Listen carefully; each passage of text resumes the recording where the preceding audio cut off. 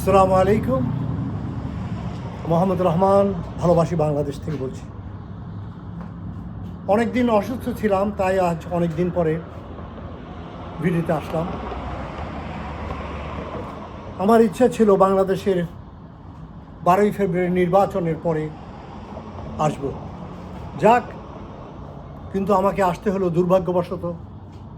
ইনকিলাব মঞ্চের জাবের বাংলাদেশ পুলিশ দ্বারা আহত হয়েছেন, তার জন্য আসব।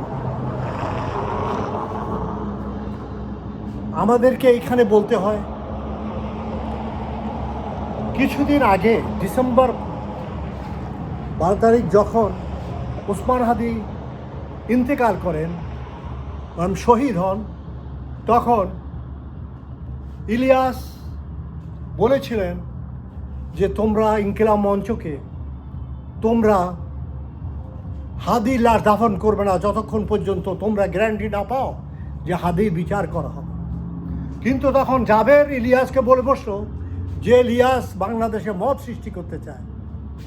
কিন্তু জাবের, তুমি হচ্ছে একটা শিশু, তুমি ভুলে গেছো বাংলাদেশের আজকে তোমরা যে জুলাই আন্দোলন, 36শে জুলাই আন্দোলন, 5ই আগস্টের আন্দোলন, কখনো তোমরা সাকসেসফুল হতে না যদি পিনাকি ভট্টাচার্য, ইলিয়াস হোসেন, কনক সরওয়ার, জ্যাকব মিল্টন, এই ধরনের বাংলাদেশের বহু ইউটিউবরা তোমাদেরকে সমর্থন না করত। তোমাদের কোনো ভয়েস ছিল না, দে ওয়াজ অনলি ইউর ভয়েস। তোমরা যতই চিৎকার করো, তোমাদের ভয়েসটা সারা পৃথিবীতে ছড়িয়ে দিয়েছে ইলিয়াস, পিনাকি ভট্টাচার্য, জ্যাকব মিল্টন, এরা। তোমরা অকৃতজ্ঞর মতো কথা বলছো, তোমরা বলছো ইলিয়াস মত সৃষ্টি করে। এখন দেখেছো তোমার কি অবস্থা হয়েছে। তুমি বেকুবের মতো ডাক্তার ইউনূসের প্রধান উপদেষ্টার বাসভবন ঘেরাও করতে গেলে, যেইখানে তোমার উচিত ছিল স্বরাষ্ট্রমন্ত্রী বা আইনমন্ত্রী তাদের বাসভবন ঘেরাও করা, আসিফ নজরুল বা জাহাঙ্গীরের বাড়ি ঘেরাও করা, তোমরা সেইখানে না গিয়ে তোমাদেরকে এজেন্টরা ভিতর তোমাদের লাগিয়ে দিল।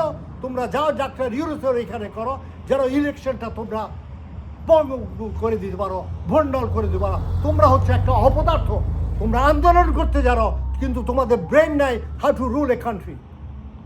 দেশকে পরিচালিত করা, that's a totally different thing. তোমরা যে হাউ মাউ করতে পারো, তোমরা জানো না কোন জায়গায় টিপ দিলে কী হয়, কোন বাটন টিপ দিলে কোন হয়। সেটা যদি জানতে, তাহলে ডাক্তার ইউনূসের মেটলা বাড়িতে গিয়ে তোমরা ঘেরাও করতে না, তোমরা আসিফ নজরুল এবং জাহাঙ্গীর স্বরাষ্ট্রমন্ত্রী এবং আইনমন্ত্রীর বাড়ি ঘেরাও করতে। যারা তোমাদেরকে সর্বনাশ করে, তোমরা তাদের পিছনে না গিয়ে, যারা তোমাদের উপকার করে, ভালো করে, তোমরা তাদের বিরুদ্ধে কথা বলো। মনে রাখবা, তোমরা যদি ষষ্ঠ উপদেশ ইলিয়াস, পিনাকি ভট্টাচার্যদের এবং মাহমুদুর রহমান ইনাদের যদি উপদেশ না নিয়ে তোমরা চলো, ইউ উইল বি ক্রাশ। তোমাদেরকে আজ পর্যন্ত 50 জনের মধ্যে ছাত্র নেতাকে হত্যা করা হয়েছে। তোমাদের প্রতিজনকে একটা একটা করে তারা তুলে তুলে হত্যা করবে যদি বিএনপি ক্ষমতায় আসতে পারে। তোমাদের মাথায় ওই ধরনের ইন্টেলিজেন্স নাই।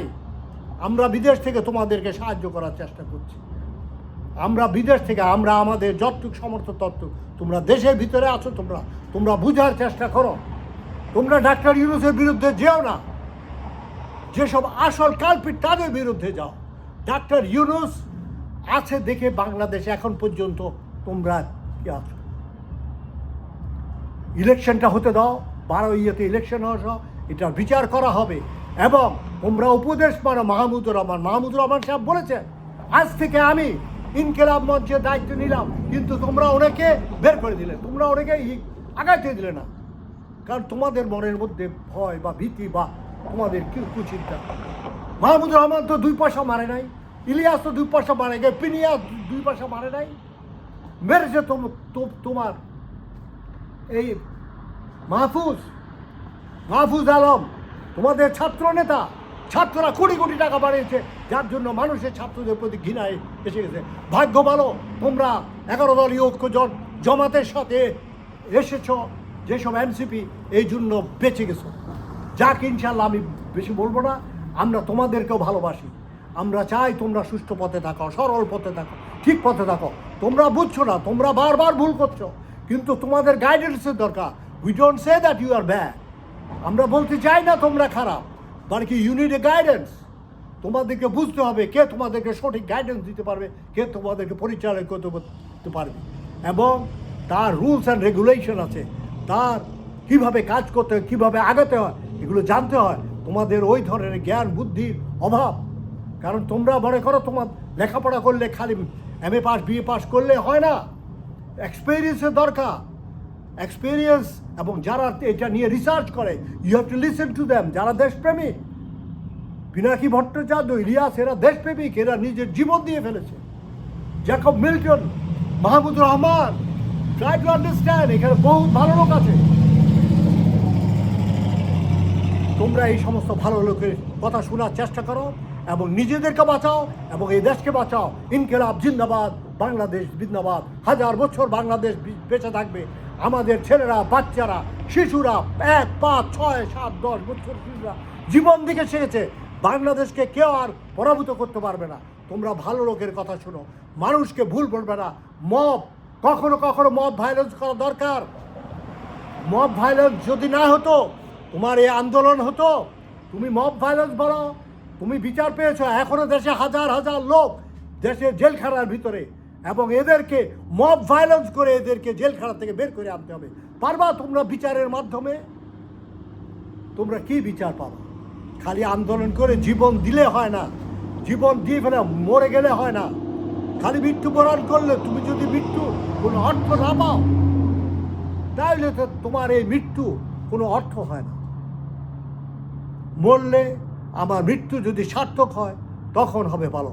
ইনশাআল্লাহ আমরা জিতব। এই লড়াইয়ে পুরা বাঙালি জাতি জিতবে।